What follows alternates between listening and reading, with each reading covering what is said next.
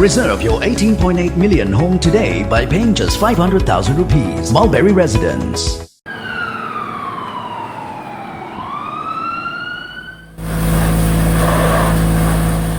The Gampaha Fire Service Department said the fire had broken out around 10 in the morning today.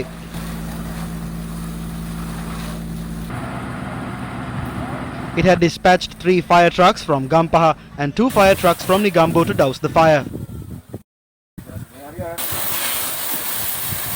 Workers at the farm had taken steps to douse the fire and save the remaining chickens.